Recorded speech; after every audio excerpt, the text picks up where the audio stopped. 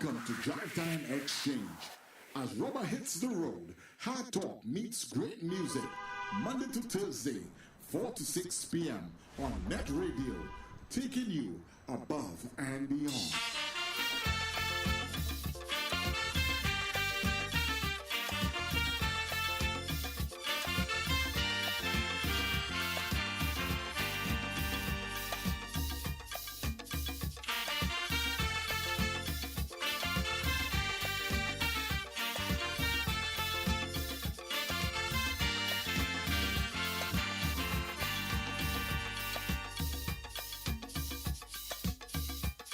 It's fine to a bed in the hospital.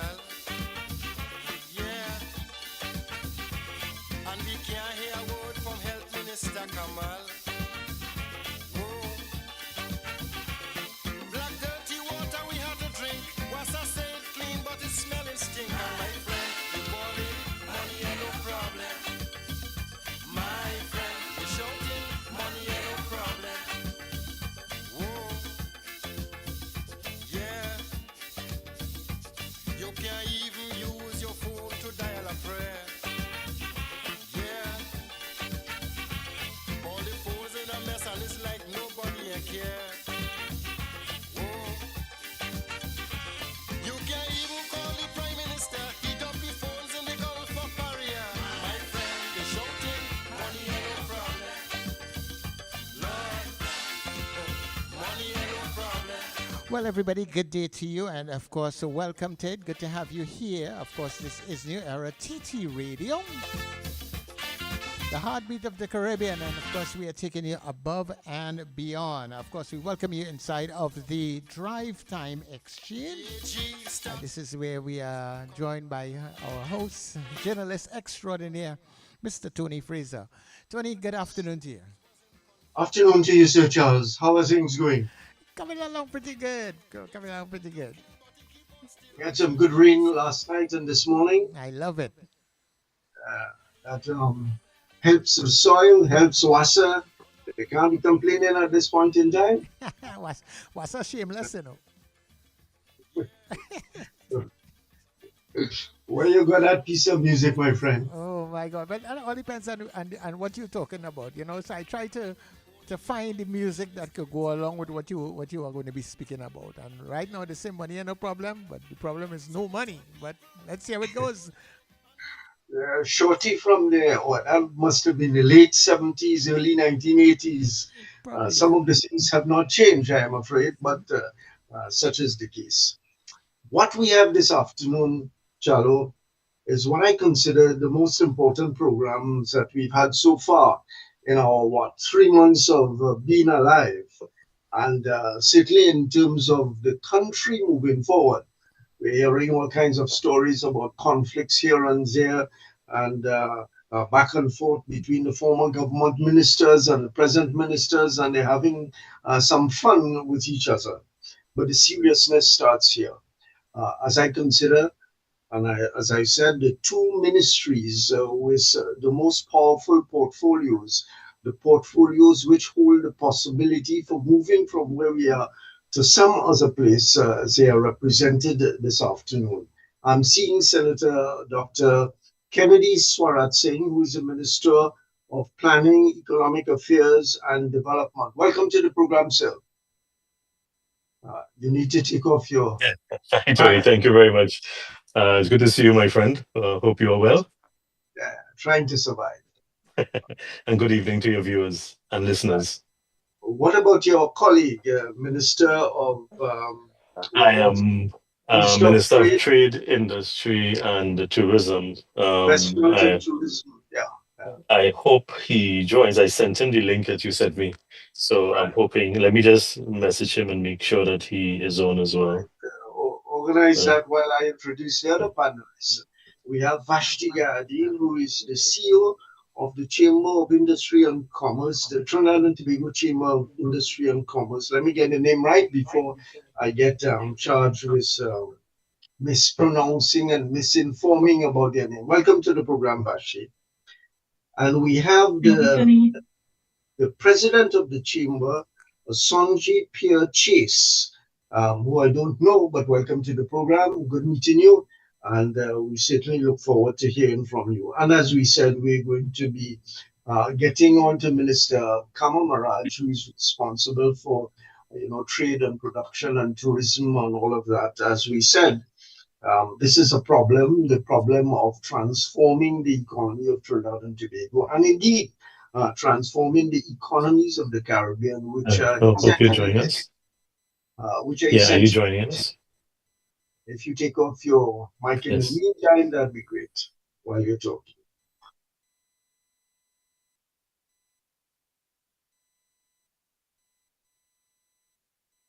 Tony, unmute your microphone. I think I mute you by mistake. Yes, he will be joining us shortly, Tony. My apologies. Wonderful, wonderful. That's okay. We'll get you to start the ball rolling. I don't know if you're a good opening batsman or what, but so seriously, coming back to the story that these are the ministries really that are responsible for bringing some kind of transformative change to the economy. We've been relying on the energy sector. There are some deviations from the pure petroleum which we existed on in the 60s and 70s into the, some of the downstream industries, and those have been working well. But the signals are clear. We need to transform the economy. And as I was saying, this is a Caribbean problem. If you go back to Arthur Lewis and William Demas and so on, they've been talking about it for decades. And so too politicians. Whether they have the latter have got it right is a different kind of story. So, Minister, let me start you off by asking you, give us a kind of broad picture of the intention of your ministry to do the kinds of work, you know the introduction, Mhm. that are required to make a difference going forward. Well, it's not just the ministry, it's the mandate of the Prime Minister and the mandate of the government. So we have to do several things. And over the past month, what we've been trying to do, first of all, is to restore some level of confidence and credibility in all that we undertake. And as we seek to create a revitalization plan to shift the economy from the reliance of how traditionally governments would operate. As you know, in the past, government sat at the center of everything, largest consumer, largest employer, and everything was done based on the government's balance sheet. And what we have sought to do is to re-envisage a sort of a new economic structure that government takes on a role of being a facilitator. Government is focused on policy and legislation, and try to drive economic activity through the private sector.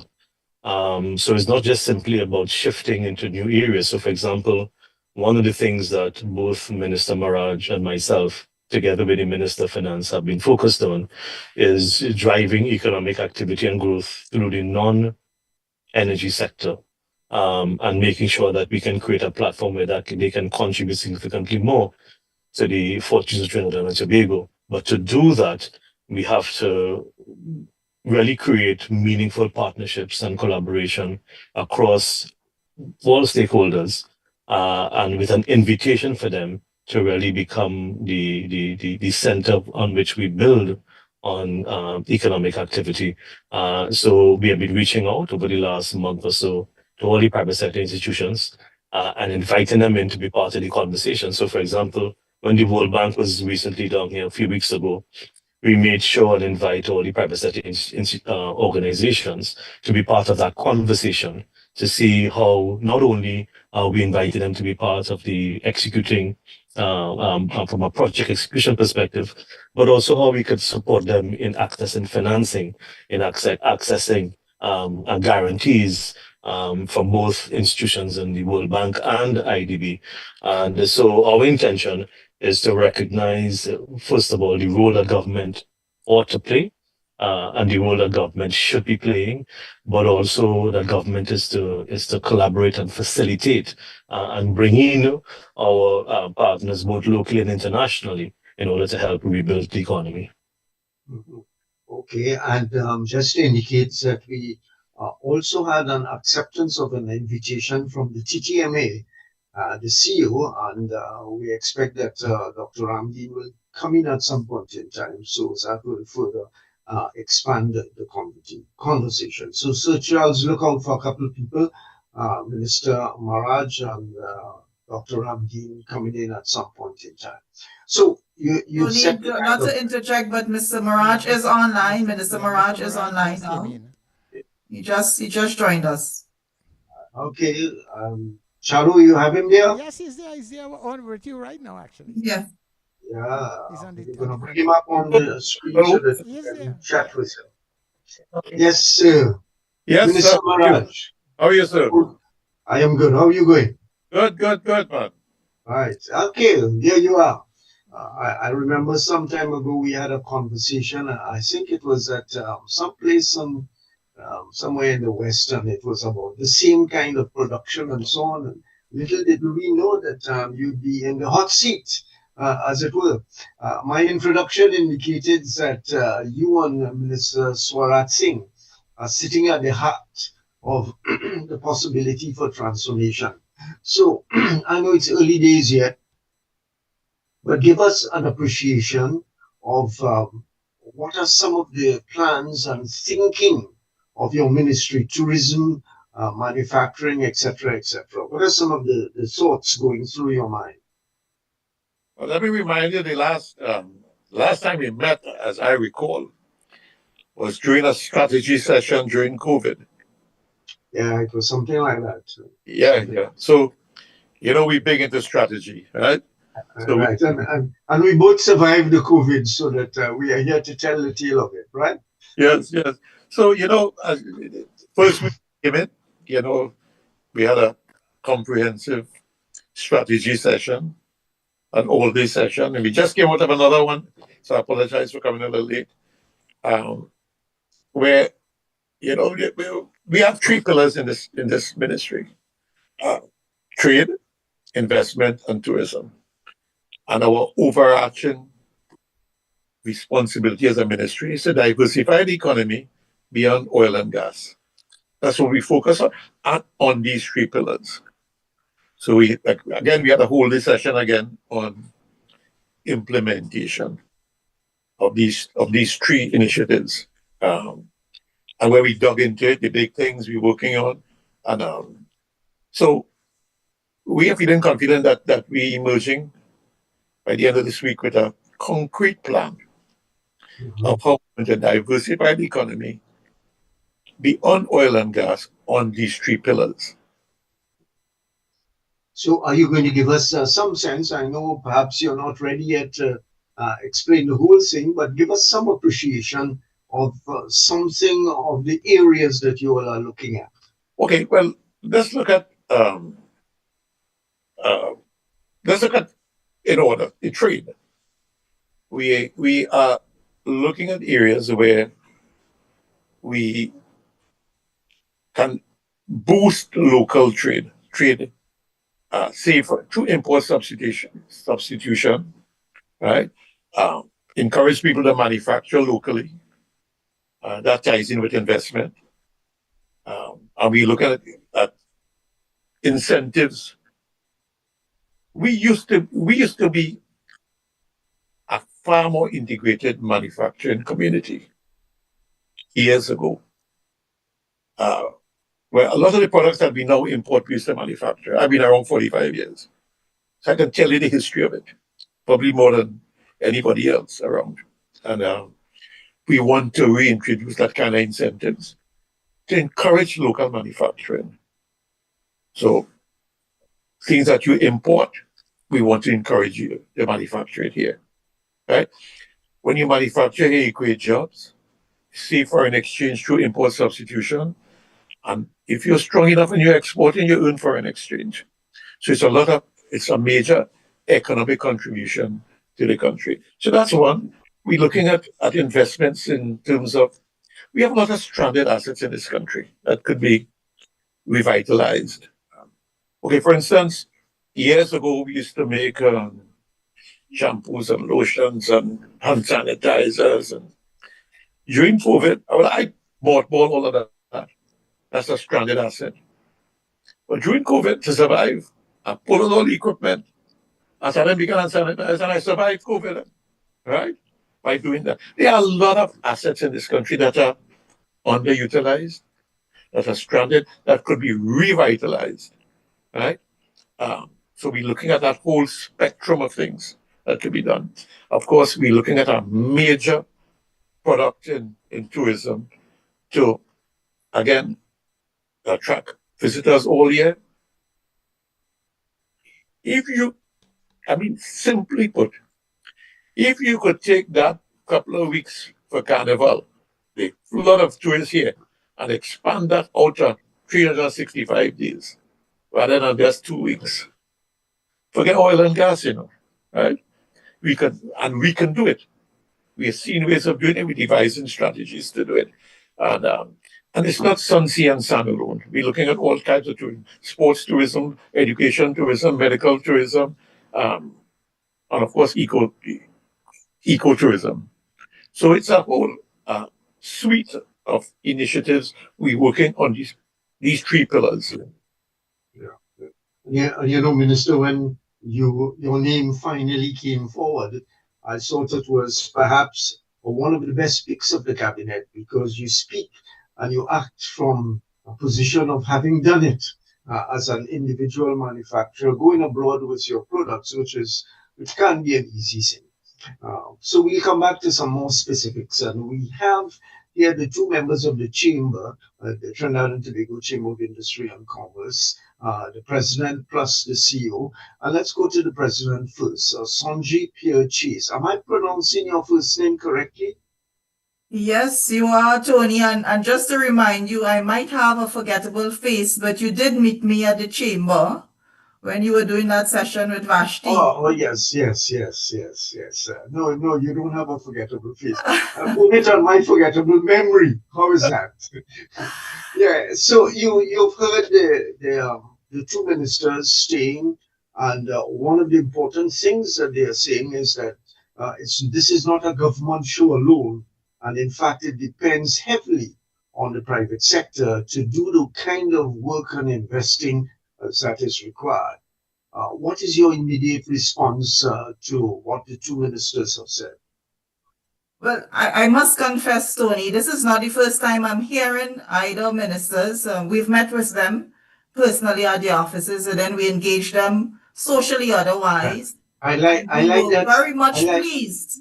I like that cynical tone, though. That this is not the first time I hear that. Go ahead. No, it's not the first time. Challenge them, I certainly will do. But it's just to say that when we heard what their speak was, first we heard it from Minister Swaraj Singh. I had indicated to him that was most refreshing for the private sector. If you've listened to his opening remarks, the government was front and center of business activity, and that's not how it's done. The government being the largest employer, the largest consumer. Let's get some clarity. Let's get some clarity there. You said government. You're talking about the past government. The past government. Central government. So this administration focus is to change that perspective from having the government as the center to putting the private sector at the center. And that could not be more welcoming to the private sector. The government, and I have to give credit to the administration for that, they've recognized that the private sector are the carriers and the engines of the growth for an economy.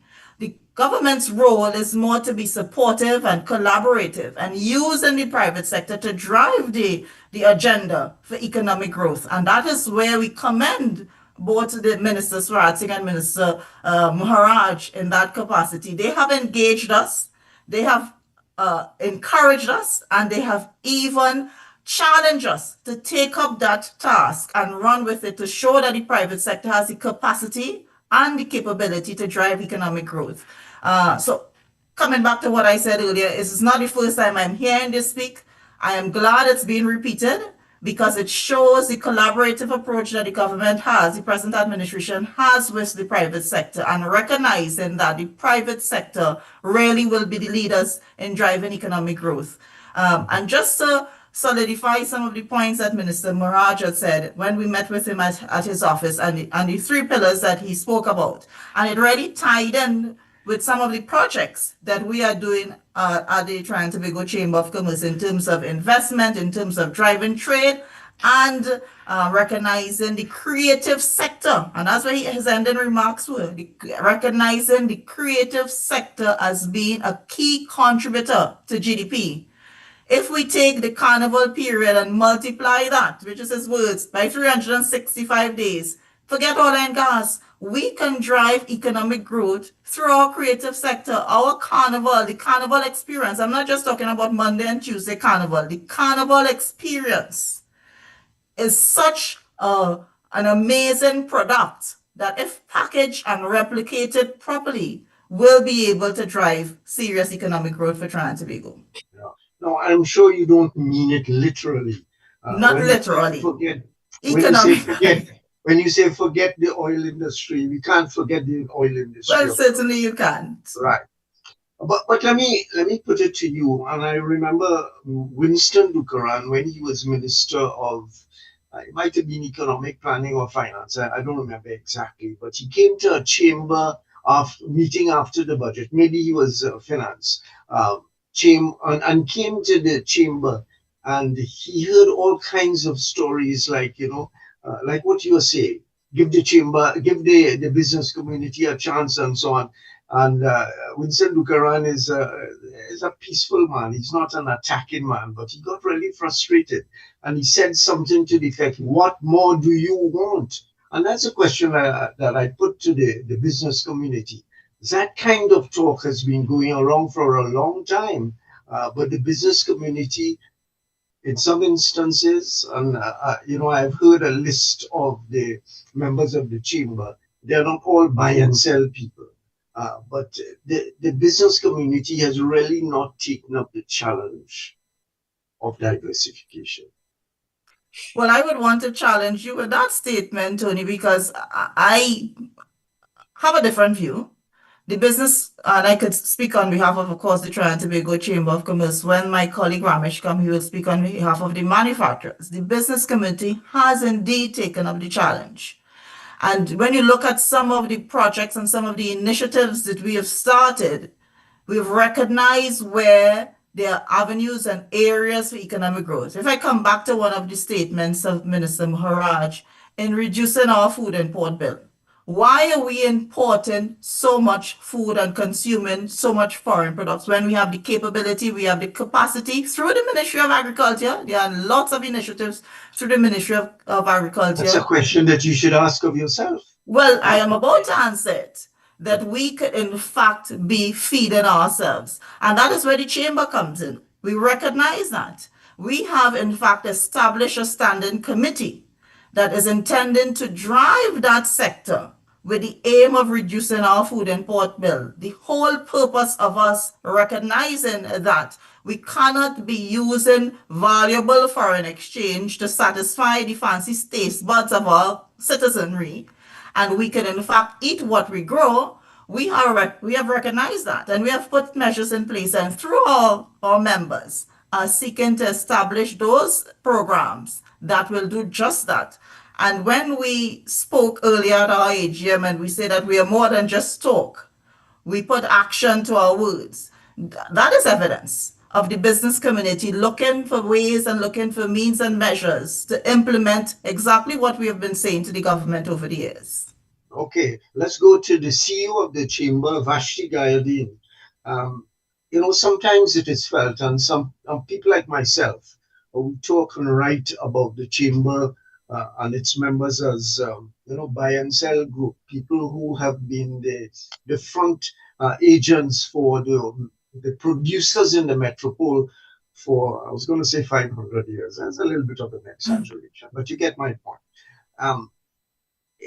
Is there a difference coming forward? Are we seeing, there's an economist, Dan, I don't remember, something Dan at the CDB, and he has always said that the chamber, if the government of the day, and this is something for the ministers, if the government of the day allows the not the manufacturers, the traders, to make an easy living, why should they go into production? Is that the case in the chamber? So, Tony, I just want to go back to your previous statement about this statement made by Minister Dukaran about what else the chamber wants, what really we need.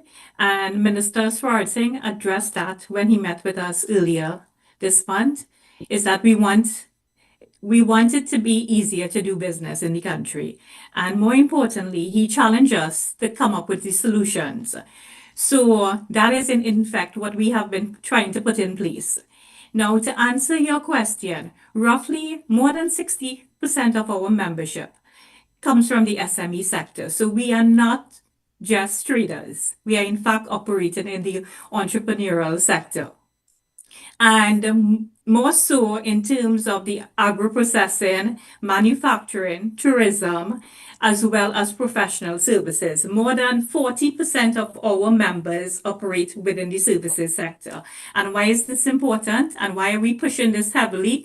Because to be a services exporter, you do not have to engage in terms of the issues that you face at the ports. So this is why we have been driving a very go global services drive.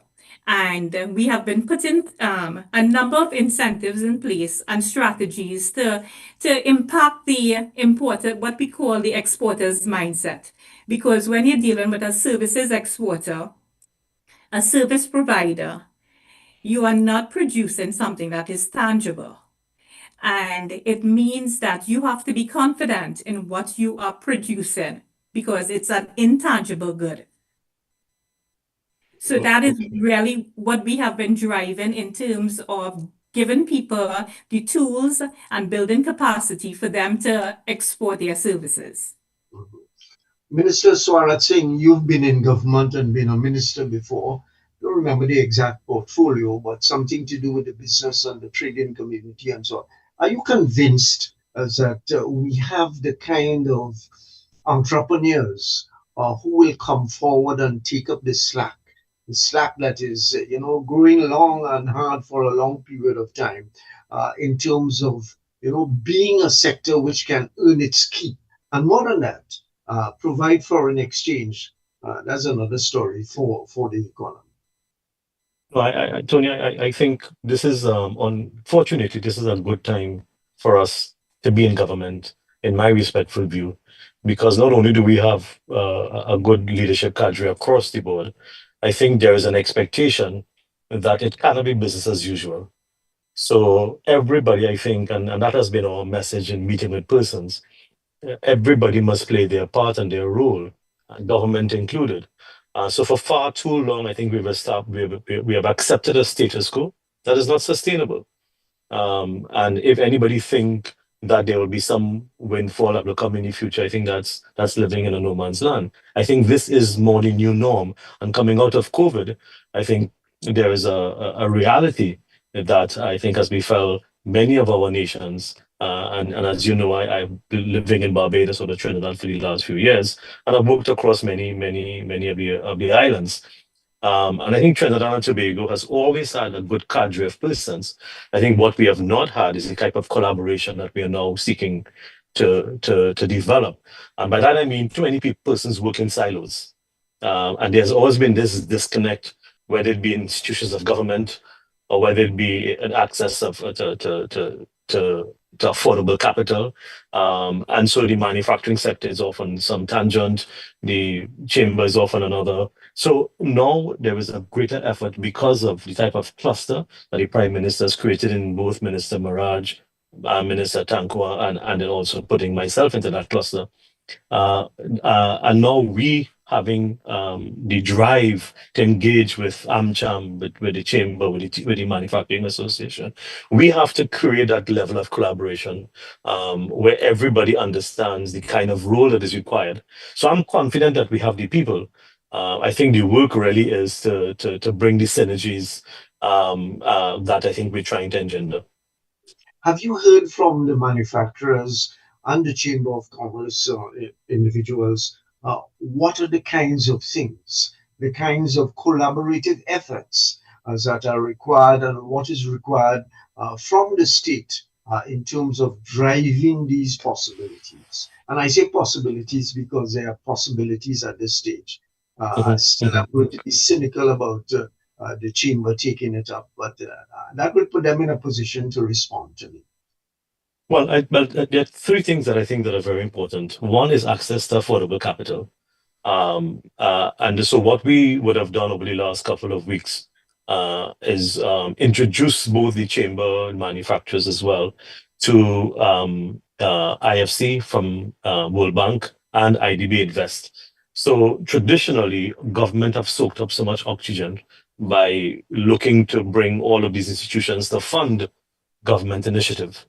What we are trying to do now is to create that space for the funding to come directly to the private sector from these institutions. And additionally, what they have developed are tools in which they, rather than government providing sovereign guarantees, that they are providing the guarantees to some of these projects themselves. So we have created a direct connection between business community and international funding agencies. The second thing, of course, is that we have to look at Sorry, Minister, before you go off, let's dwell a little bit on this financial thing, because it has been reported in the press that you went to the World Bank and there was something of discussion on a $5 billion loan. And of course, the World Bank is not the IMF. The World Bank lends for these kinds of projects. Has it come through? And do you have areas into which this billions of dollars will be distributed? Because I'm sure that, if it gets caught up in the fiscal package, we are worse off than where we started. Well, obviously, Meaning sometimes if we have to the money is going into the current spending. No, we have to correct the record in that regard. So I did go to the IDB and World Bank, but it was to reset the relationship, because the World Bank traditionally have not had any programs in Trinidad and Tobago for the last, 10, however long. And it was with an invitation for them to come back and to re-engage with us. And so the intent really was to bring access to capital for the private sector, not for government. So it's not going on our balance sheet. It is, and so we have asked them to make available to process in Trinidad and Tobago for the private sector between $2 to $5 billion. But it is so that they can access it. It is with the guarantees that they will bring through their agencies.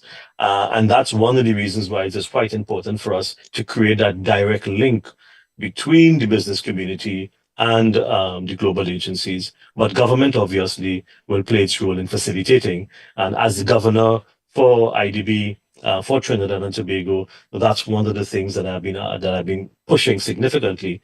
So even as we meet with ministries to redesign some of their programs that will go into the public sector investment program, some of that is going to create partnerships, and we're going to be pushing all of the PPPs. We're going to be involving the private sector in ownership of some of the assets of Trinidad and Tobago as well. So the government will be reducing its footprint and encouraging the private sector to increase its footprint in some of these ownership structures. Of course, there will be stipulations. And before I come back to Mr. Maraj, there will be stipulations as to how this loan, whenever it comes through, however it comes through, where it can be used, not to drive more But not to cut you, it's not going to be one loan. It's going to fund projects. Over a period of time. Yes, over a period of time. Yeah. So let me hear from the chamber.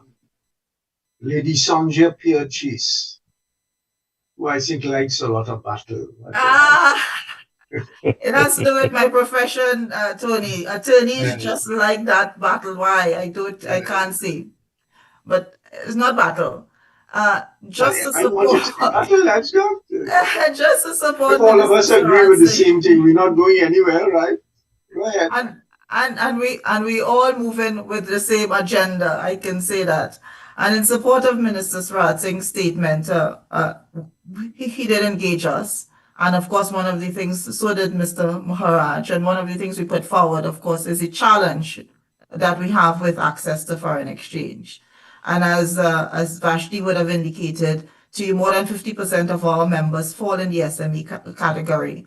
And the access to Forex for them is not a luxury. It's about business survival, about being able to get the raw materials that they need for their business operations.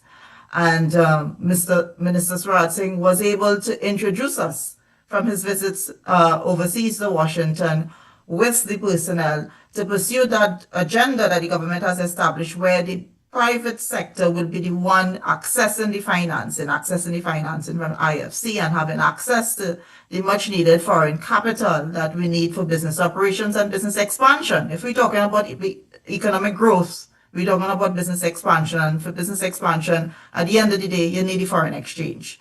And that would have been one of the requests, one of our primary requests that we would have put before the minister. One of the other areas of collaboration, and I know Minister Swaraj will speak to it as well, is where we are able to lead some of the initiatives in the public-private sector partnership. Over the years and in every budget, we hear that PPP. The private sector look forward to when they hear those PPP projects. But in this dispensation, what we are seeing is the government seriously putting before the private sector opportunities to take control of some of those assets that Minister Maraj have spoken about, idle assets, underutilized assets, and putting it to full utilization, where we could really enjoy the benefits of it. And there are some state assets that really would be more effectively operationalized through the private sector. And those are the opportunities that we are looking forward to. And once we have the capital to pursue those projects, we certainly will be embracing them fully. Minister Maraj, Yes, sir. as a businessman, somebody who has been deeply involved in production and export in an areas where we have no tradition at all in terms of exporting the products. You went and you did wonderful things in that area. Do you feel that there is the initiative, the capacity, the enterprise in the present private sector to take up some of those loans from the World Bank whenever they come and however they are dispensed with all kinds of conditionalities? Do you have faith in the manufacturing sector to do something productive with it? Yeah. Well, I have, as you indicated, 45 years I've been in the manufacturing sector. I'm a member of all the organizations. I have tremendous faith in the manufacturing sector, in the business sector, entrepreneurship in the country. We are a country of entrepreneurs and innovators. We create things, I think we have world-class people everywhere you go. Look, I just got the home of American Airlines is Charlotte, North Carolina. That's their home base. The man that runs it is a Trinidadian, went to Hillview College, right? So, I'm looking forward to engage him in the tourism sector and see what can be done. So we have good people. I have confidence in the manufacturing and entrepreneurship in the country. I think, with a little help from our friends, I'm confident that I got a proposal from the TTMA that is a monumental project that will immediately diversify the economy, make giant steps towards diversifying the economy, and which we're evaluating now, right? Tweaking it. We got a project from the tourism sector. This is shaking again, right? Of course, the whole issue of revitalizing stranded and distressed assets in the country, that's in there.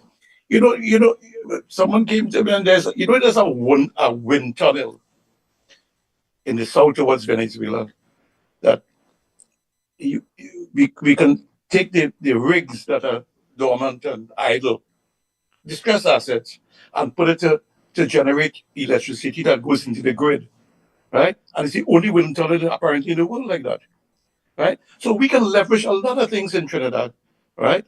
We have people coming in, seeking to leverage our safe port to that marine facilities and stuff like that, major investment. We've been seeing a lot of people. I think it's because they recognize I come from the business sector, I speak their language, and they're willing to come in and discuss their ideas. And we're looking for major investments in the country and diversifying the economy and creating a tourism product that is going to.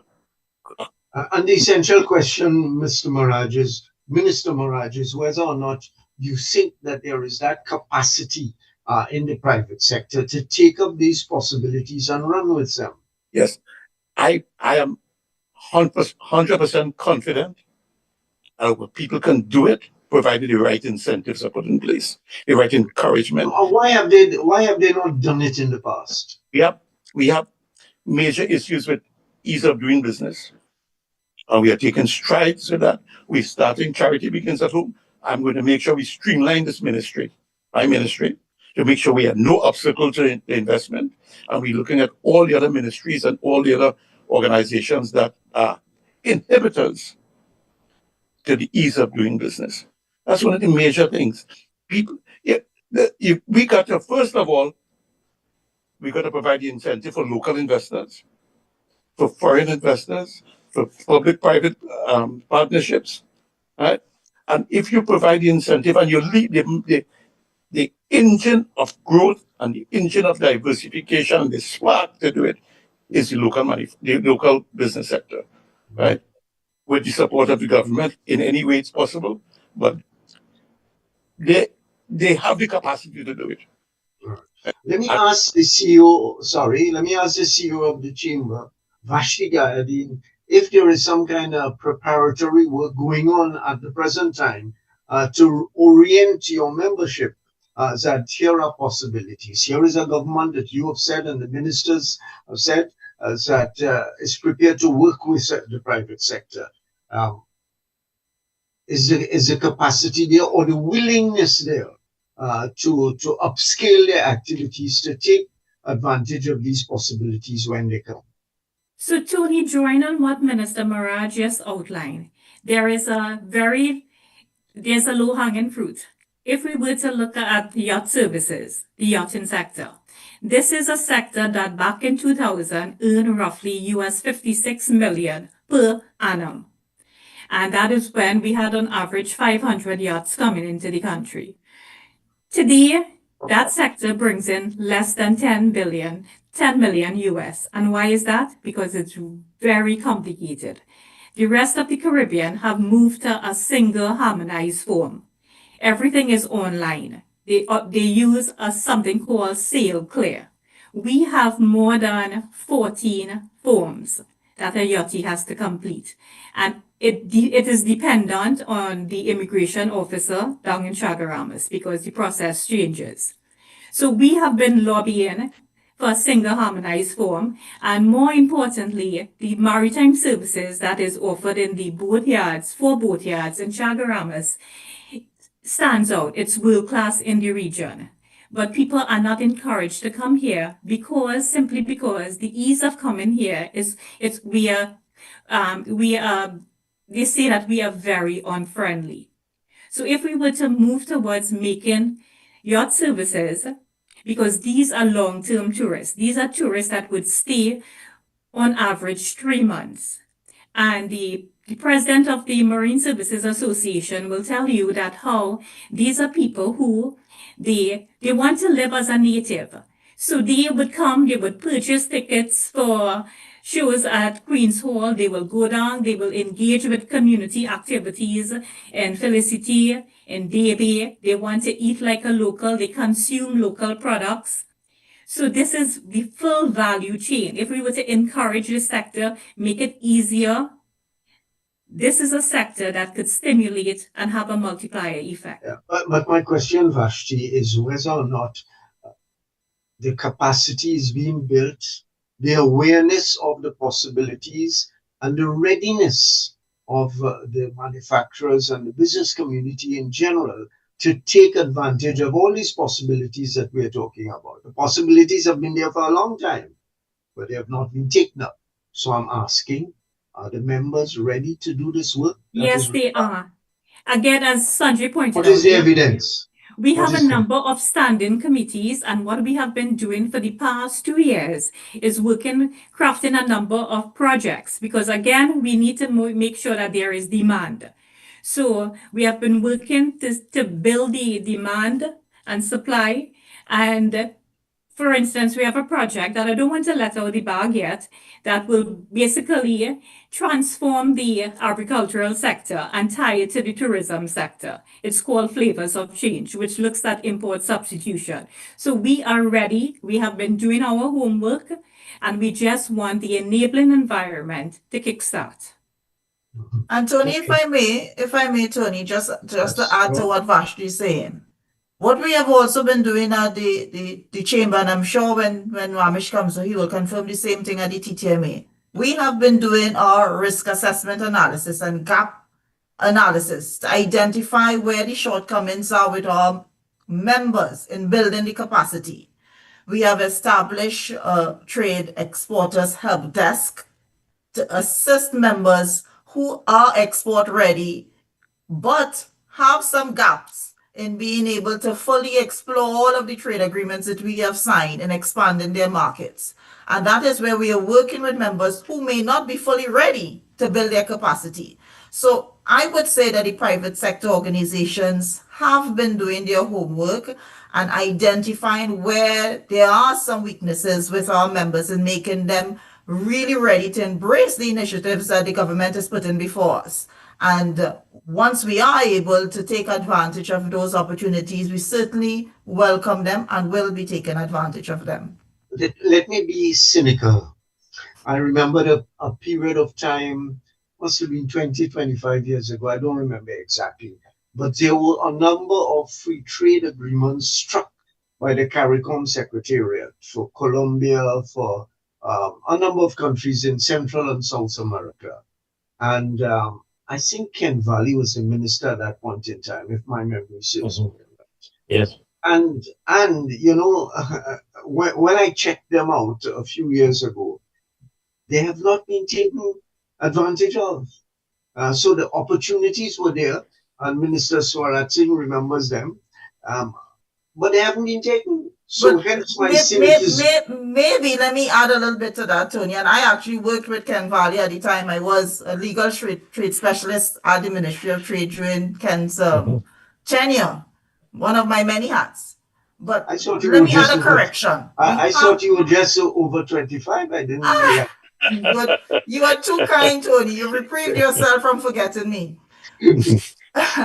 Let me add, we have in fact, and because I'm an attorney and I have clients who would come to me in my capacity as an attorney at law to review agreements that they are entering into outside of Trinidad and Tobago. When it comes to deployment of capital, I can say to you with certainty, many of the private sector organizations have indeed explored those opportunities in the trade agreements. We have Associated Brands who have set up a factory in Colombia. They have explored opportunities in every single market that we have signed a trade agreement with. They're even going outside of that in areas in Europe. And we have members who are coming to us to inquire when there would be more partial scope agreements entered into with Trinidad and Tobago, because they're not even waiting for CARICOM. Those are the CARICOM trade agreements you're speaking about. We still have trade agreements, bilateral agreements that Trinidad and Tobago had entered. And I can tell you, we do have private sector who are taking up those advantages, because what they're looking at, because of the challenges we have in Trinidad and Tobago with access to Forex, where they can deploy their capital to ensure that they're getting a return on investment and they're getting the much needed foreign exchange, they need to continue their business expansion. So that will be a correction. So yes, we have signed many trade agreements through CARICOM and bilateral agreements separately, but the private sector has been exploring those trade agreements. Minister Soratin, you had something to say on this matter. Yes, certainly. And so two things. I think Sanjay is quite right. I mean, I, as you know, at one time I worked for the Massey Group. I was in charge of, well, part of the team for trading and distribution. So I'm quite familiar with a lot of the expansion that many of our local businesses undertook over the last couple of years through vertical integration and other expansion mechanisms. But also, I think one of the things that we have to do as well, and how we're going to go back to your question about the capacity of the local private sector, I think it is also opportune for us to engage with government and government arrangements, and also inviting large organizations outside of the Caribbean to engage with the local private sector, because I think there needs to be transfer of technology, sharing of information, capacity building. But I think also that there's opportunity to benefit from markets outside of Trinidad and Tobago, yeah, in both in South America as well as in other parts of the world. And so that type of engagement, I think it's how government as well can contribute to expanding the opportunities that will be available to the private sector. So we've already engaged with some foreign governments to set up these government-to-government arrangements on the behest of the Prime Minister. And so she has been pushing us to be able to expand the opportunity for foreign direct investment. And what we have also said to them is that they must also partner with local entrepreneurs. So it is not just simply enough for us to challenge the local private sector. I think it's also important for government, apart from free trade agreements, to expand the opportunity in a global perspective, because capital is available, opportunities are available, and I think government has to use its own weight as well in order to bring that kind of connectedness to international investors, to local private sectors, entrepreneurs as well. Okay, just to inform our listeners that we're talking about the possibilities for the diversification of the economy. And we have two persons from the Chamber of Commerce, the Trinidad and Tobago Chamber of Commerce, the president and the CEO. And we have two ministers, Minister Maraj and Minister Swarat Singh, the two men in the engine room, to use David Rudder's term. The finance minister, I remember Lloyd Bess saying the finance minister is essentially a bookkeeper. I won't reduce him to that status. I'm not talking about the individual, I'm talking about the minister and his functions. But really, it's about planning and economic development and so on. And we too, at this station, have to plan our business. So Charles, I'm sure that you have something to tell our listeners this afternoon. Thank you very much, Tony. So we're going to take a very short break and we will be back.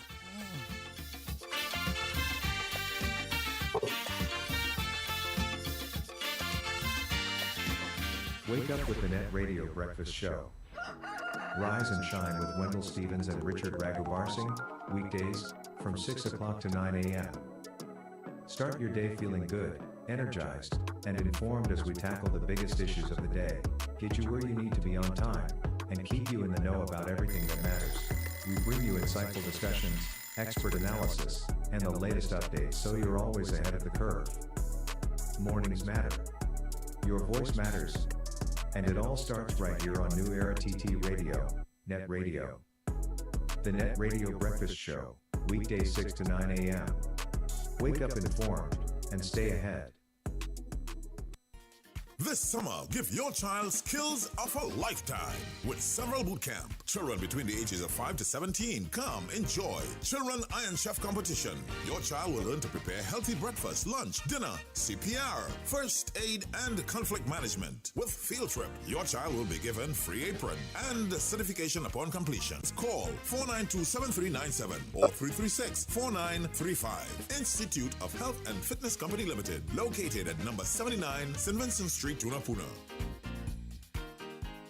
Join me, Brother David Muhammad, every Tuesday from 6 p.m. to 8 p.m. here on New Era TT Radio, Nett Radio, Powerful Radio. Join me to hear knowledge, wisdom, and understanding. Tuesdays, 6 p.m. to 8 p.m. here on New Era TT Radio, Nett Radio.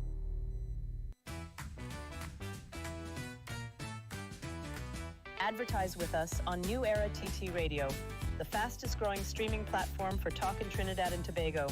Audio and video ads welcome. Elevate your brand with us. Connect with us at newerattradio@yahoo.com or call us at 299-5156. Now what are you waiting for?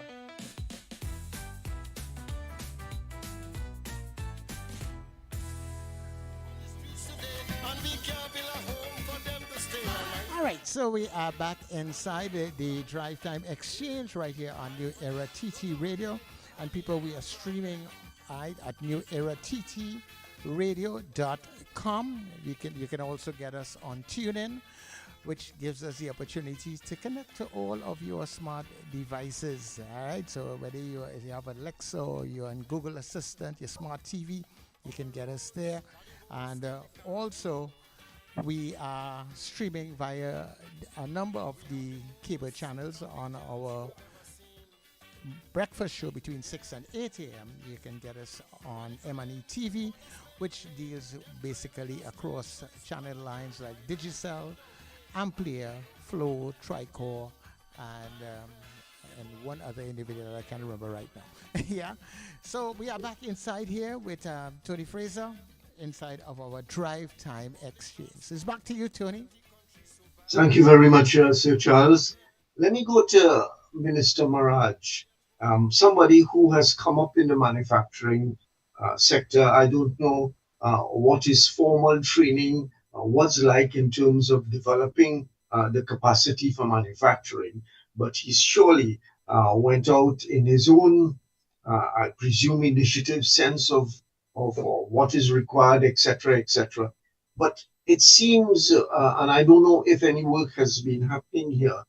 Are we, graduating young entrepreneurs from some kind of training facility? The universities around us, they do the academic work, but perhaps there's need for, young, and there used to be a program where young people were trained in entrepreneurship. It seems to me that that is something that is terribly required in the operations of today. Anything like that happening, Mr. Maraj? Well, I had retired from handed over my business to my son, and I had begun focusing on entrepreneurship. Okay. I went into and I formed a Young Entrepreneurs TT on Facebook. It's past 15,000 members. It's the fastest growing entrepreneurship page group on Facebook.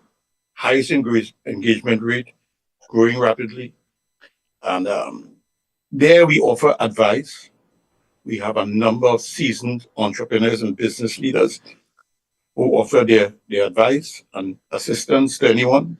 So people can come and learn the intricacies of running, starting, and growing a business.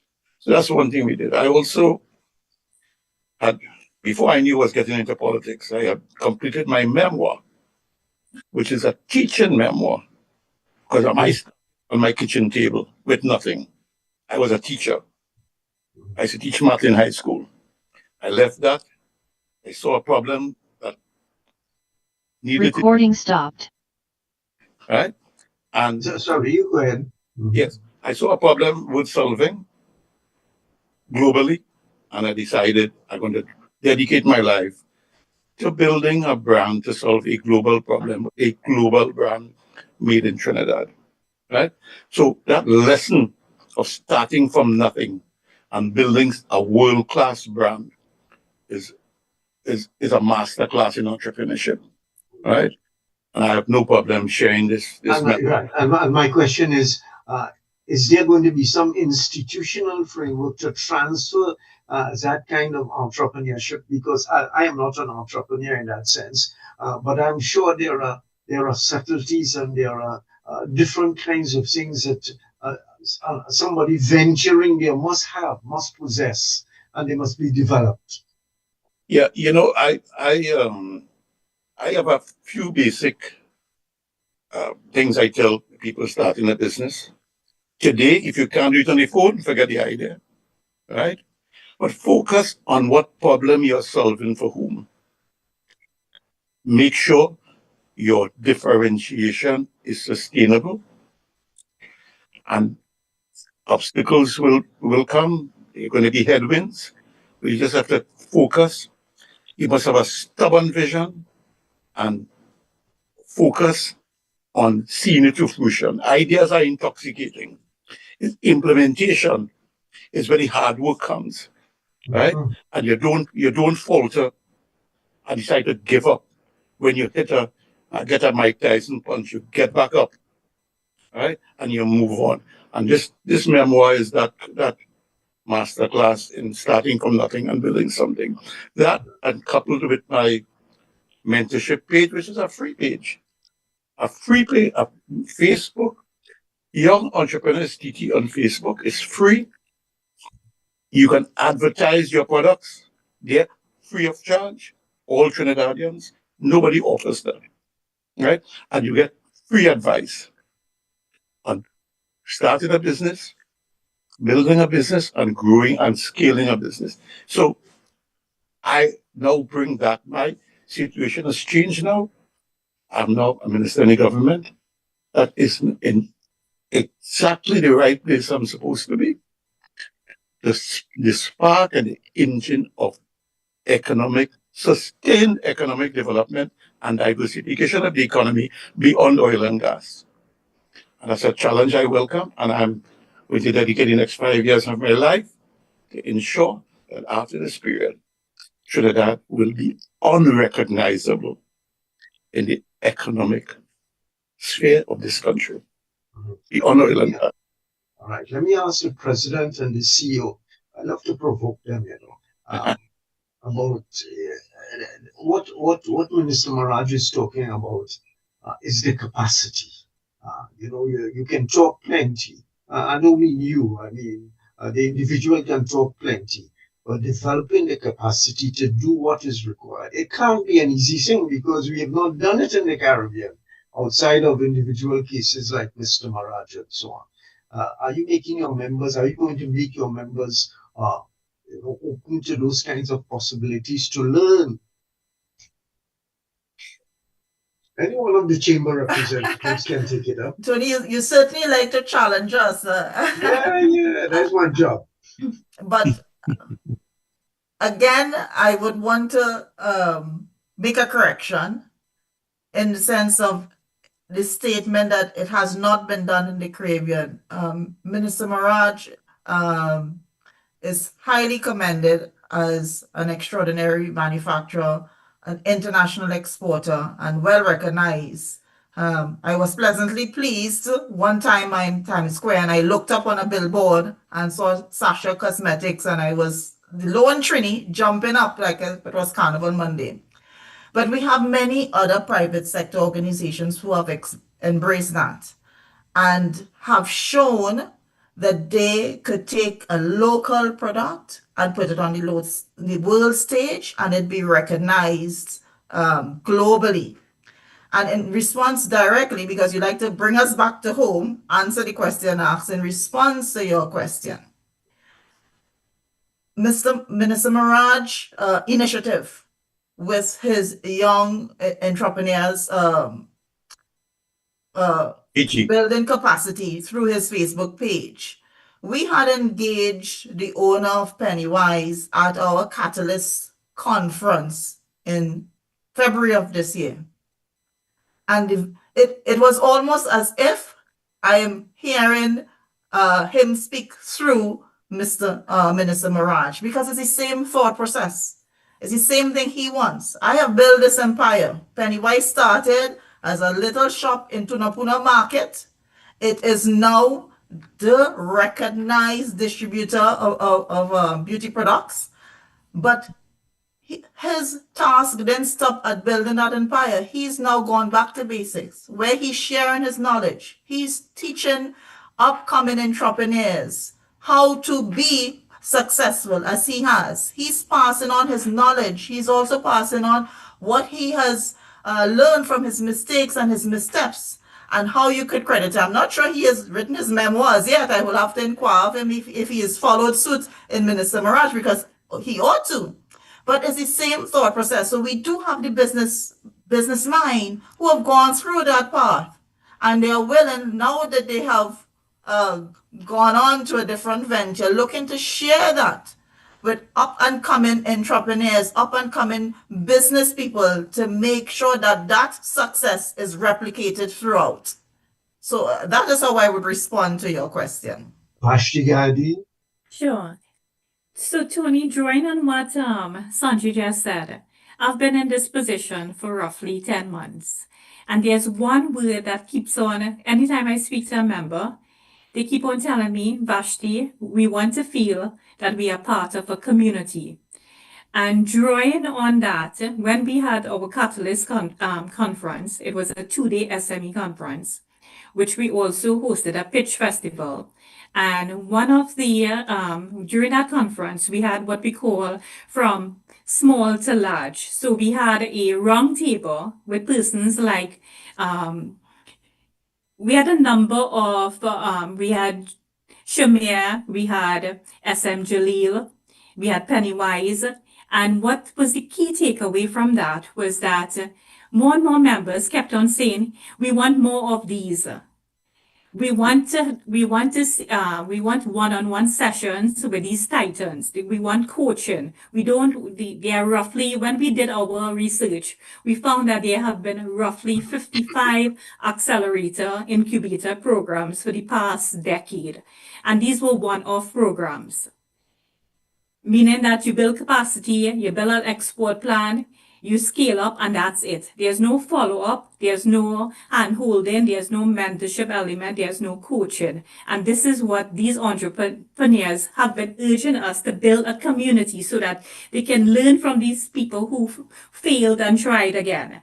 And this is exactly what we intend to do, because this is going to be an annual conference that we are hosting every year. And more importantly, to build a community so that they could reach out to our business hall of famers, that they could have this one-on-one coaching mentorship element.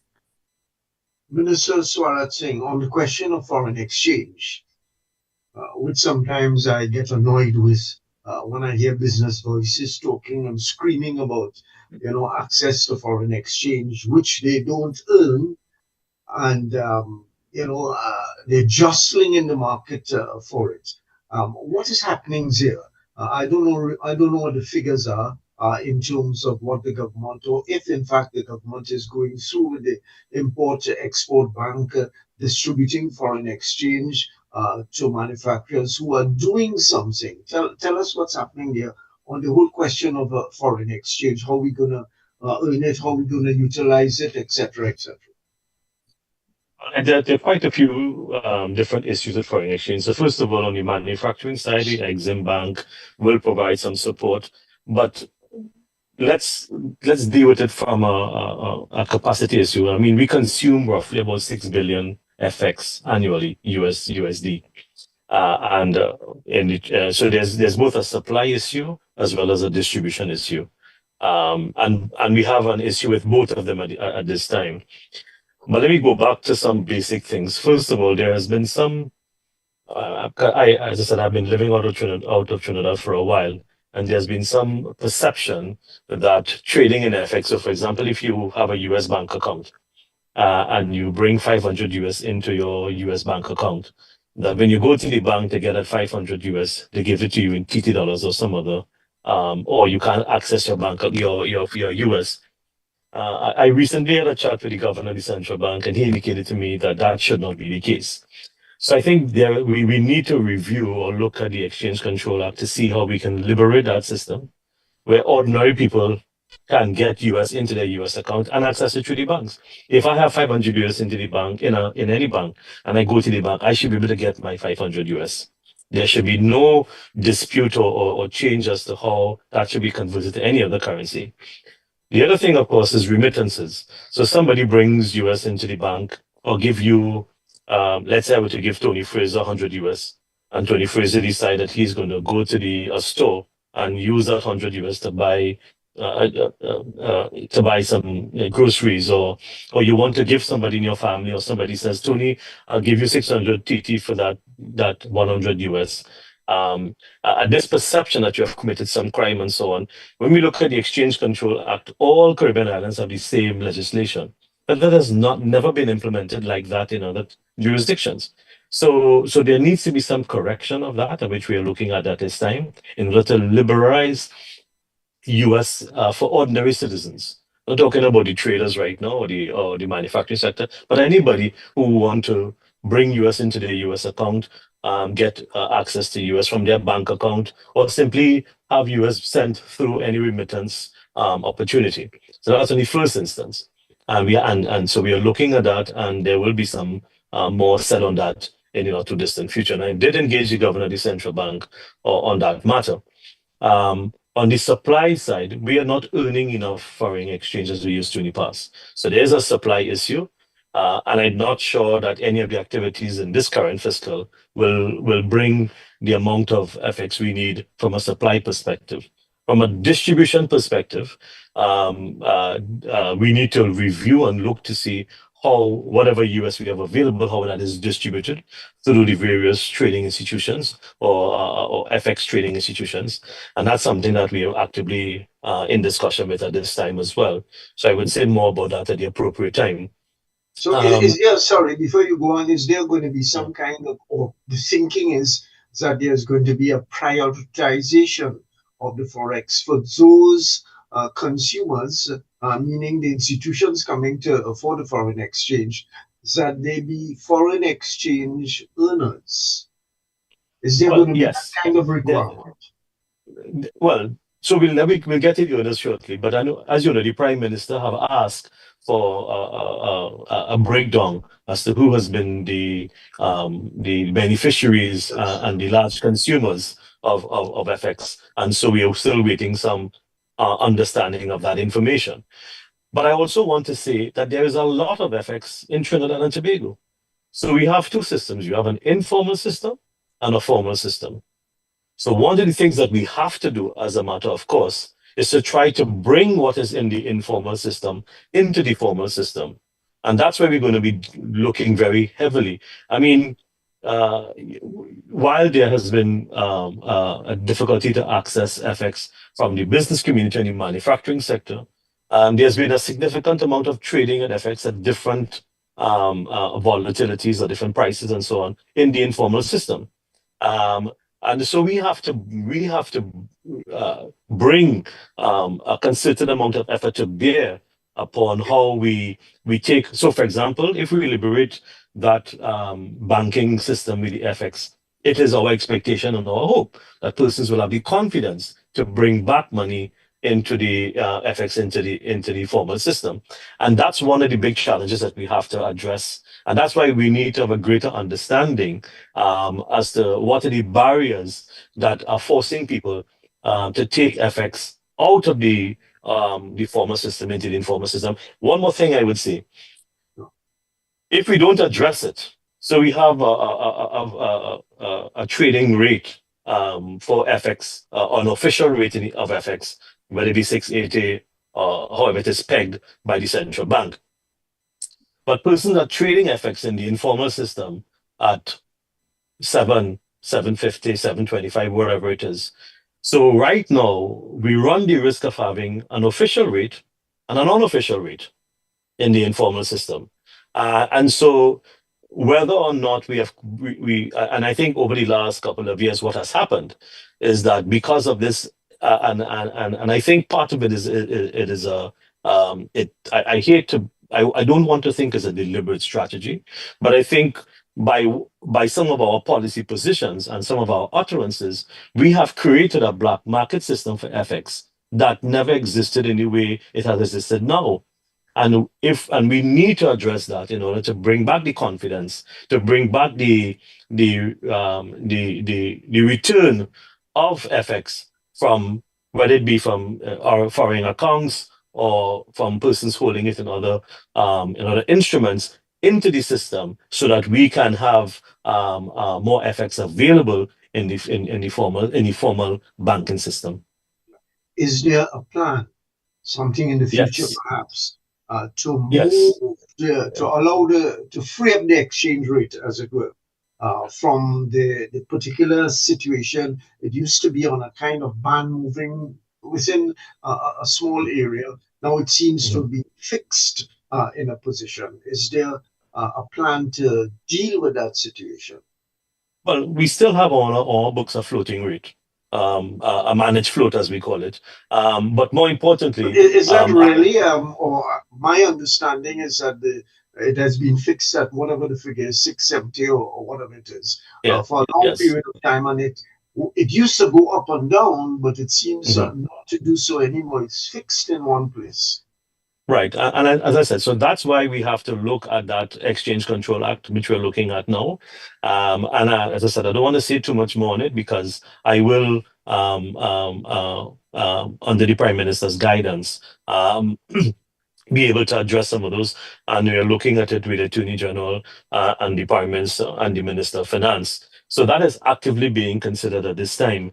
But that whole FX scenario has, in my respectful view, it did not exist in that way until sometime in the recent past. And so we have to free up that system, and we're going to take very active steps to do that. But we have to, as I said, the legislation is being reviewed, Exchange Control Act is being reviewed, and together with the Minister of Finance and under the leadership of the Prime Minister, we will be able to talk about that within the next week or two. Yeah. But really, the problem lies not so much, and yes, there is some benefit in moving the rate up and down and so on to the market requirements. But the real solution is really the earning of the foreign exchange, Yes, to be yes, able yes. to distribute it. We can do whatever Yeah, we like, and if yeah, we don't yeah, earn it, and that's yeah. the responsibility of both the government and the private sector. Mhm. But as I've said, we earn foreign exchange not simply from the oil and gas sector, because if you look at the statements, the financial statements, a lot of the revenues from the oil and gas sector is also not always in cash. So there's a sort of a misnomer. We also used to have a active remittance. We also used to have an active trading of FX. But for some reason, there has been this lack of confidence that if I were to bring FX into the system, I can't get it out or I can't get access to it. And so we also have to restore that confidence. We also have to bring all those who are trading on FX in the informal system into the formal system. There is a preponderance of FX available, but not in the system. And so those are the things where we have to fix, and we can fix it through instilling confidence, through addressing whatever legislative frailties that may exist, but also in being able to work with all the financial institutions to level the playing field and make it accessible to the ordinary citizens of Trinidad and Tobago. And that's one of the Prime Minister's main concern, that people ought to have access. I mean, when you're traveling, that you can't use a credit card or you can't get any foreign currency to pay basic bills. The Prime Minister has asked us to put that as a priority for us to address, and But we you have will to, address it. but you have to earn the foreign exchange first before you Well, can distribute it. no, but I disagree. I think we have to bring the confidence we could bring in the foreign exchange, because you don't just bring foreign exchange to earning. You Any bring any foreign exchange. evidence that they are, especially from the business sector, parking up their foreign exchange abroad? Well, I don't want to go into evidence at this stage because that takes me down a whole different road.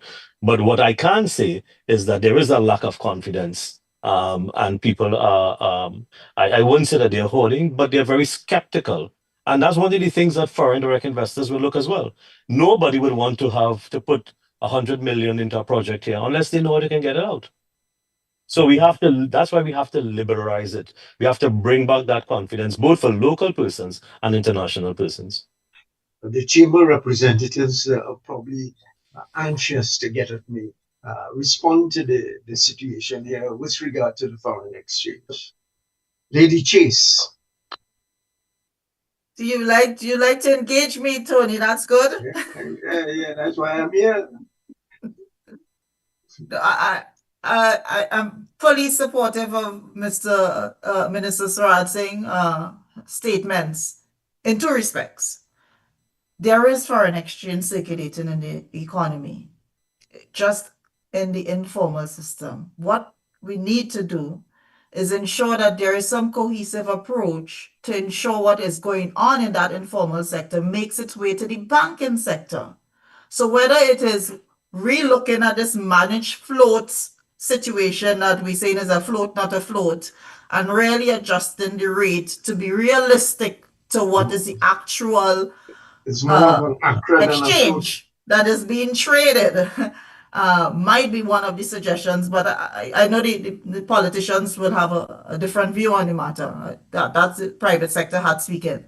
And in addition to that is his statements in terms of foreign exchange that is being removed from our sector and transferred outside. And the reason being is because people are earning higher interest on their foreign accounts overseas than they can in Trinidad and Tobago. So you have to make it more Isn't there a attractive. sense? Isn't there a sense of loyalty that the country here where you've earned the foreign exchange, you're skeptical about bringing it back here, or you're stingy, to use a nice word, of bringing it back here? Well, Tony, I know you made this statement earlier that there's not much foreign exchange being earned in Trinidad and Tobago. My profession is that of an attorney at law, and we earn foreign exchange from our trading services across the jurisdiction because we export our legal services outside of Trinidad and Tobago, and that's where we earn our foreign exchange. And that foreign exchange is banked right here in Trinidad and Tobago.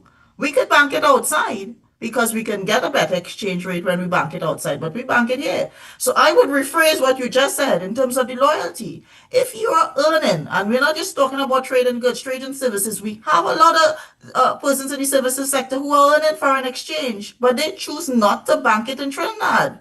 They're banking it overseas. Why is that?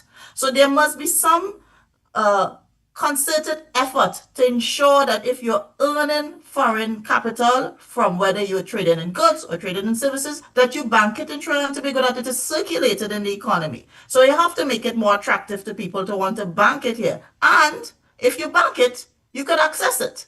So you bank it, and then when you try to access it, the banks tell you, well, you can't access it. You need to go and join a queue to access your very own foreign capital that you have banked. So these are some of the things that we want to have reviewed. But I am in agreement with Minister Suraj Singh. There is some foreign exchange that is being circulated. It's just not making its way into the formal sector, into the banking sector.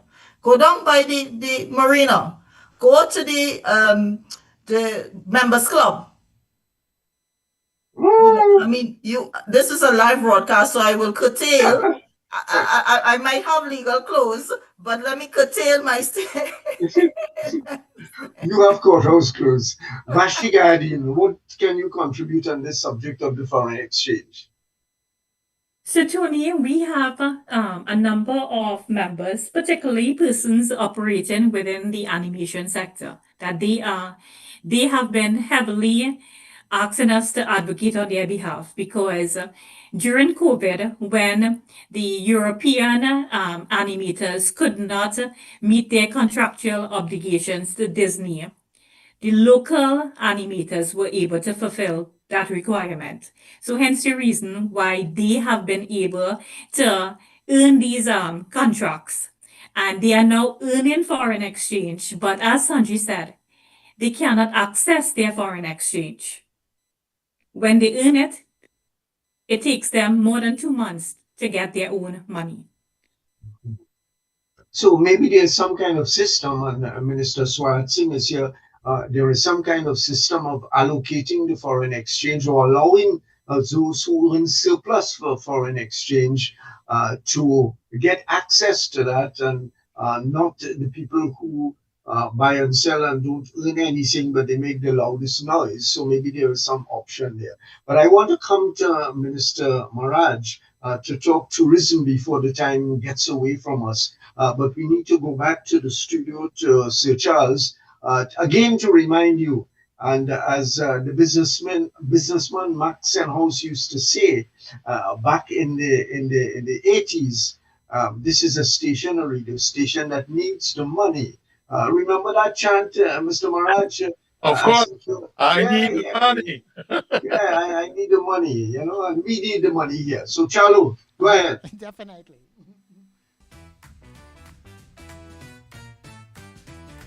Advertise with us on New Era TT Radio, the fastest growing streaming platform for talk in Trinidad and Tobago. Audio and video ads welcome. Elevate your brand with us. Connect with us at newerattradio@yahoo.com or call us at 299-5156. Now, what are you waiting for?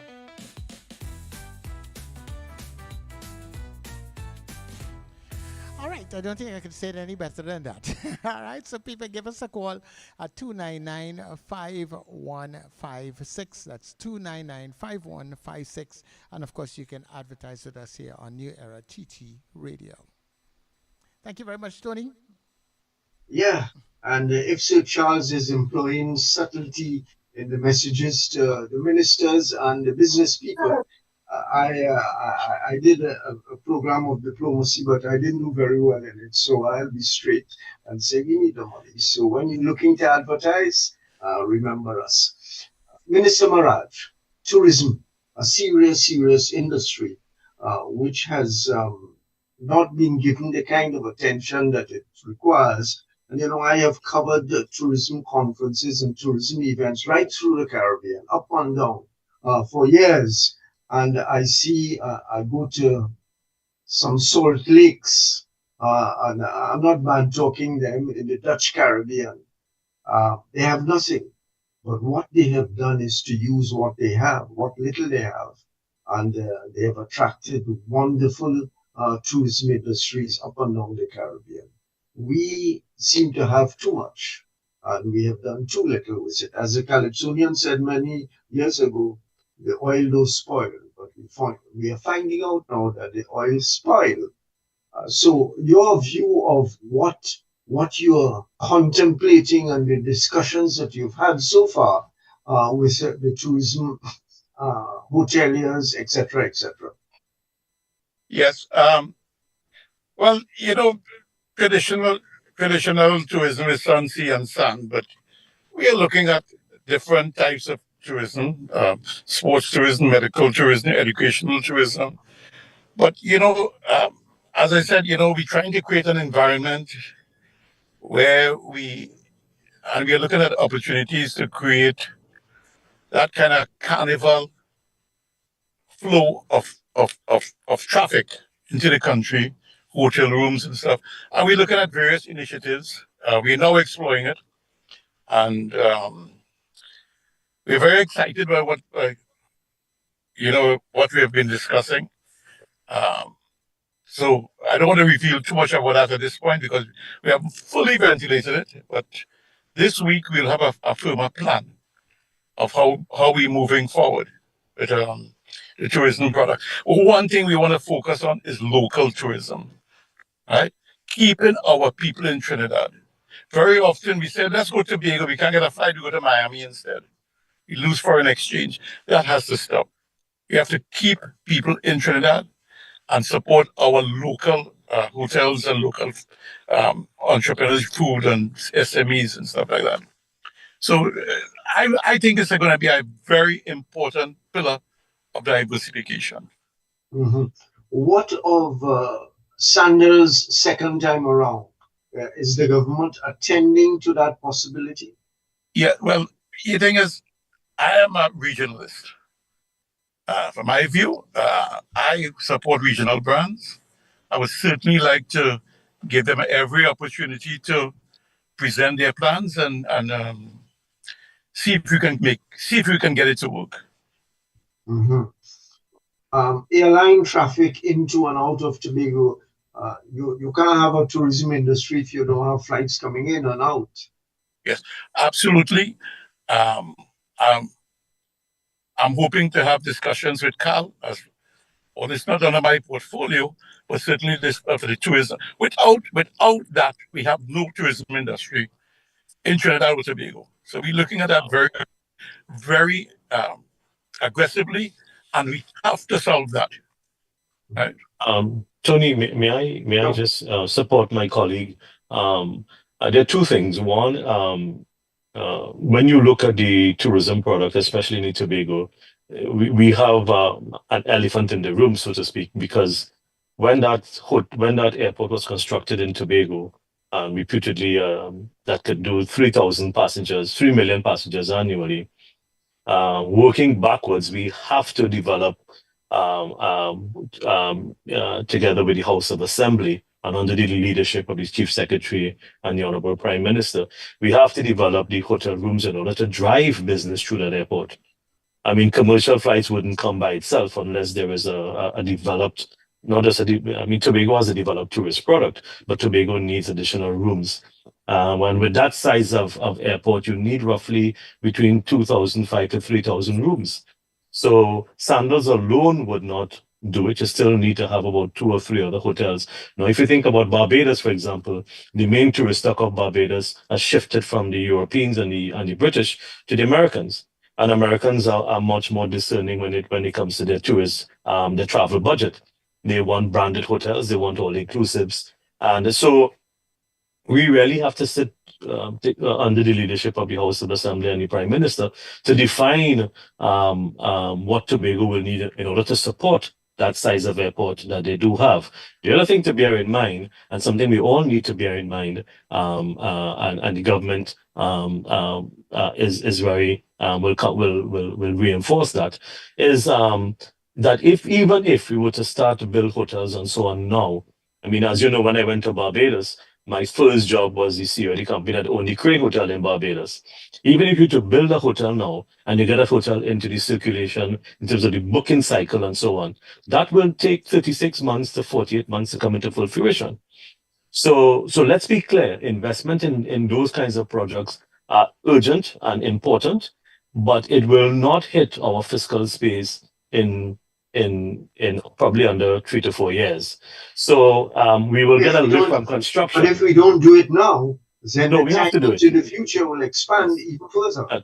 Agreed. So we have to do it, but I just want to just come back into revenues we need to earn in fiscal 25, 26, 27.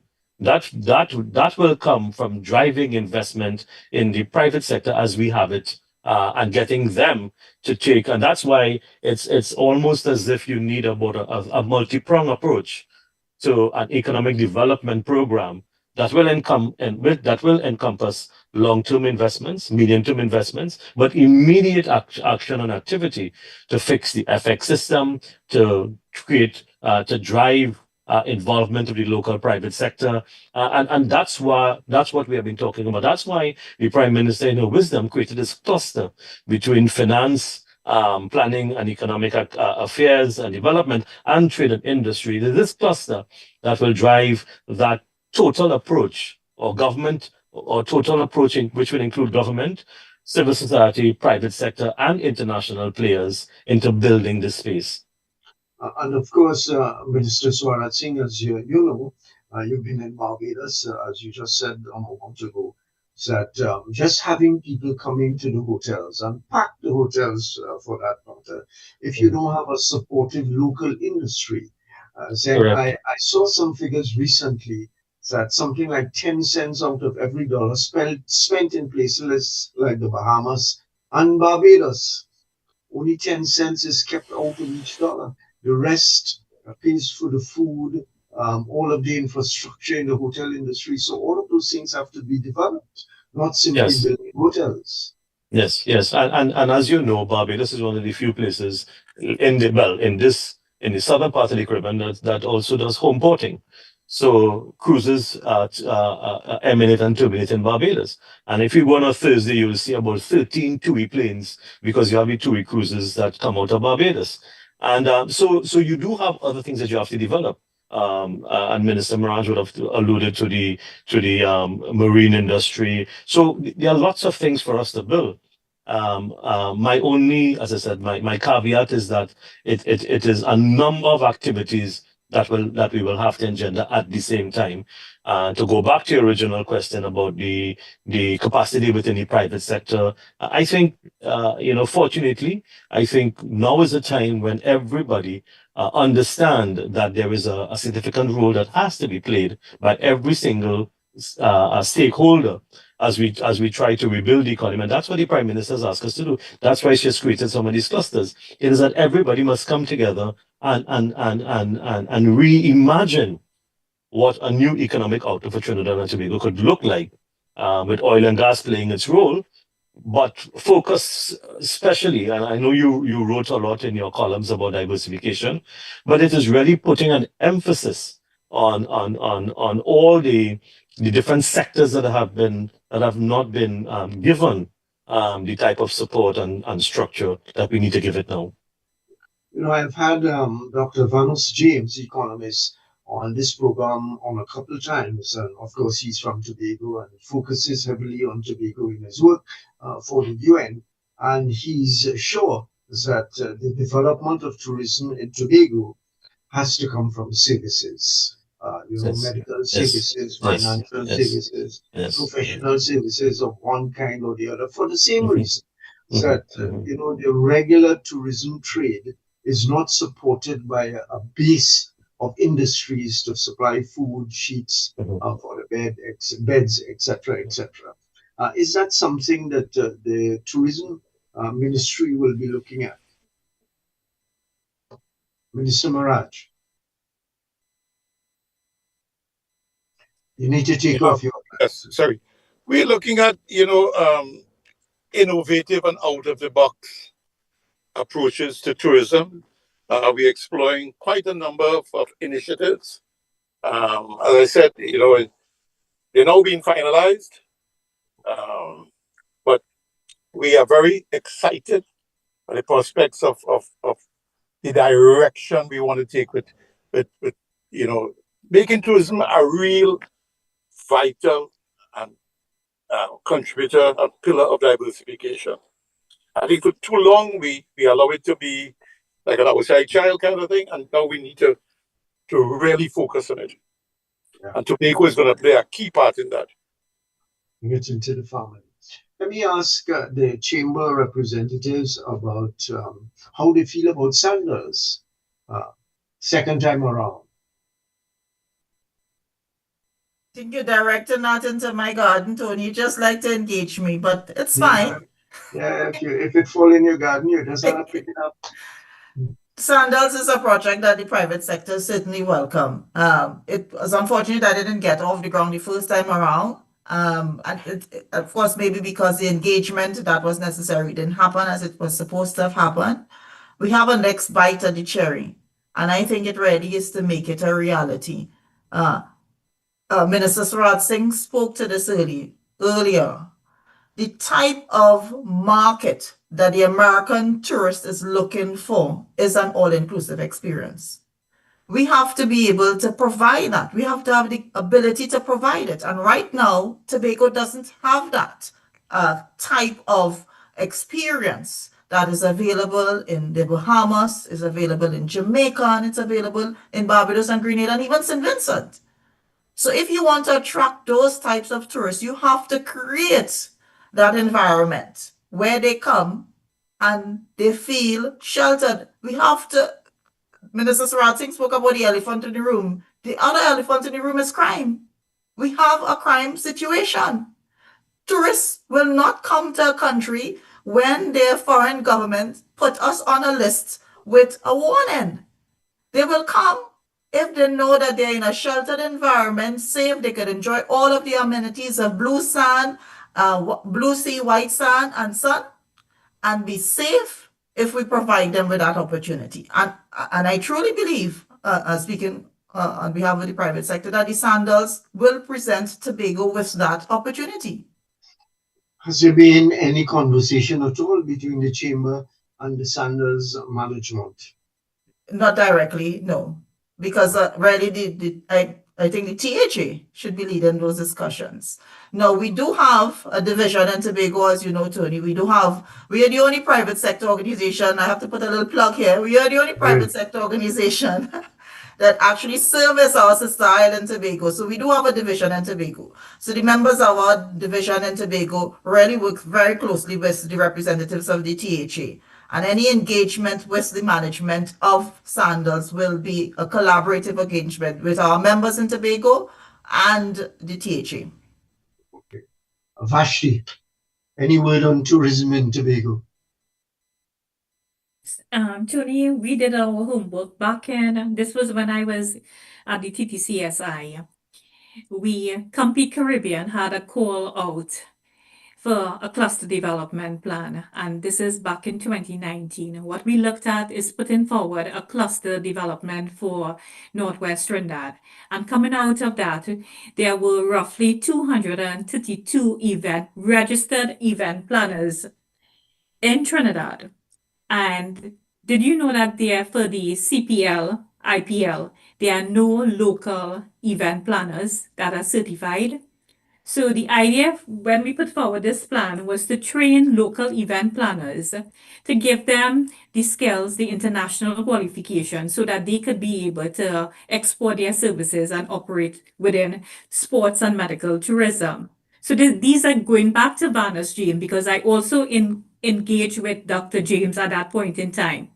It was to look at the subsectors within the tourism sector where we have professionals and upskill these people to export their services. So this is a plan that we have, well, TTCSI has, that they could make available to the government because it's ready to be executed. We did not win the bid at that point in time, even though we were told that the plan was a sound plan, but why did we not win the bid? Because the judges felt that your first port of call demonstrate whether you are serious about tourism. And they felt that Trinidad and Tobago was not serious about tourism. Mhm. Yeah, serious business. You raised something that raised here on the back of my neck. The CPL. I have talked about it, written about it. We don't have one local investor. When I say local, I mean regional investor in an exercise like that. Something on our own territory, but our business community is too afraid. They want to buy fridges and motor vehicles and so on and sell it at elevated prices. That's me saying that, right? Don't get too wild about it. But we're coming down to the end of the program, and I want to get a kind of forward-looking statement from each of the panelists as to what can the country expect, and are we going to really tackle seriously the business of transformation of the economy away from the total, and I say total, not partial, total dependence on the energy sector. Minister Swarati, the planner amongst us. Tony, I think it's not something that we have to do. It's something that it's imperative to our development that we create that sustainable trajectory now. And we have to transform through partnerships and collaboration, both locally and internationally. And that's what I think that's the mandate that the Prime Minister has given to us, both myself and Minister Maraj, and something that we have started to do. I think, and I think both members of the chamber would bear me out. I'm not sure that they have seen this level of engagement from a government as steadfast and as aggressive as we have been, both Minister Maraj and myself. And in fact, and I need to also include my colleague, the Minister of Finance. The three of us have really gone out and tried to create this urgent engagement because we think the time is now, but as you said, it's important for us to have that foundation, and so we are really committed to having that type of engagement needed to bring about that synergy, because the transformation will not take place if all of us don't play our part, and we have to facilitate that. We have to encourage that. We have to be very, very focused in our articulation of what that will be and create a sustainable path forward for that level of engagement, both on the capital side as well as the opportunity side, and government really focus on policy, legislation, and facilitation. That's what we have started to do, and that's our mandate from the Prime Minister. Vashti Gadi, your So final statement. I would like Yes, Minister Swartzing is correct because this is the first time that we are seeing this level of engagement and we welcome it because in order to solve a problem, you need to admit that there are problems and that's the only way that you would move forward. I've been advocated in terms of data analytics. Back in 2007, I worked at the chamber and I was the private sector rep on the steering committee for the reform of the CSO. And Jamaica had also engaged with the same Swedish team to transform their CSO. And fast forward to 2025, and our CSO is still in the state that it was in back in 2007. So to guide this new reset, what we need is robust data, particularly in terms of how we measure trade and services. So this is exactly what I would be advocating for. We need to see a very robust measurement of trade and services so that we know exactly what are the issues, what sectors, what type of policies that we need to guide the transformation of the economy. Okay, so Sonji Pierre Chase, your final word. Thank I you. know it's difficult for women to have a final word, but Difficult for lawyers to have one final word. You're correct.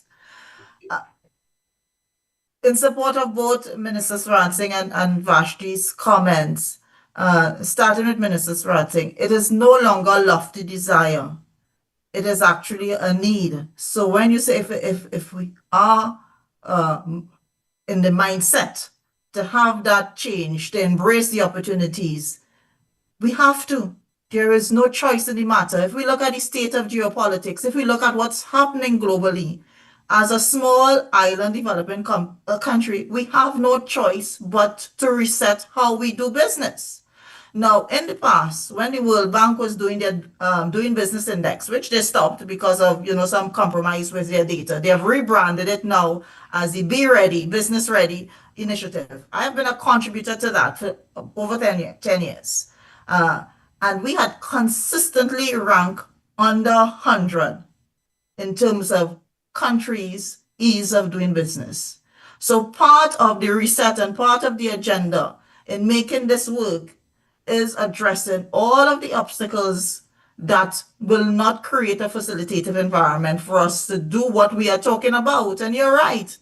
You've had this conversation many times, I'm sure, with many of us who've worn the hat previously. Since my beard you was black. Indeed, it turned from black to gray, Tony. We grayed you over the year.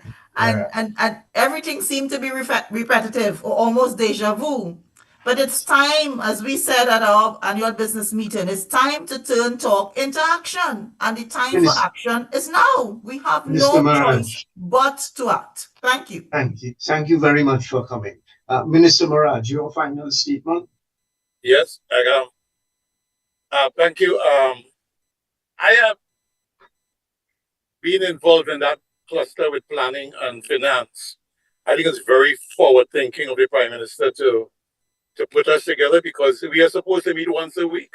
And it seems like we're meeting almost every day because everything is interconnected. I come from a very experienced global background, global manufacturer, global brand builder.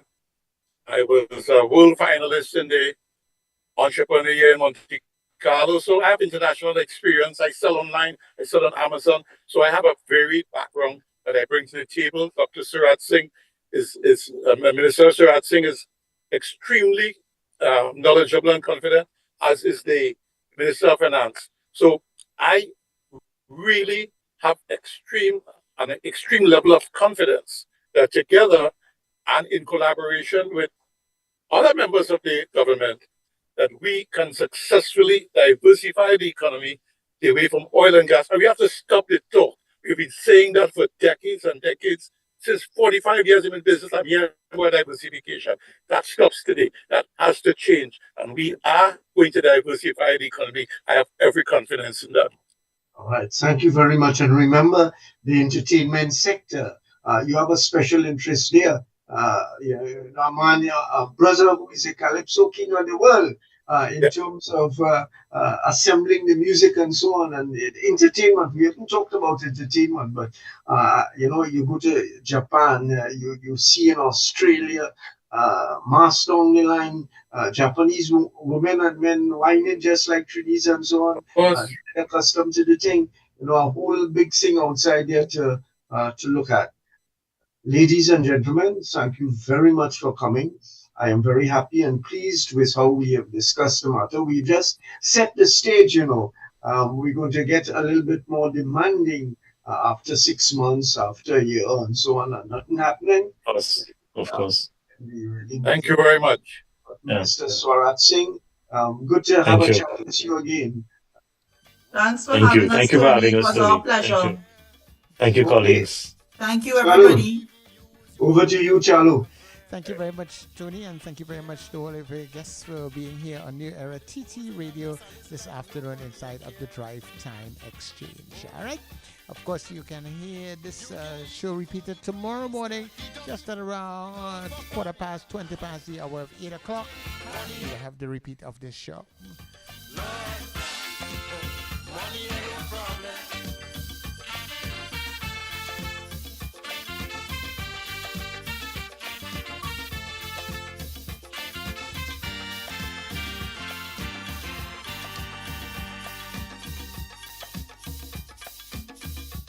The AG started a drive to stop corruption.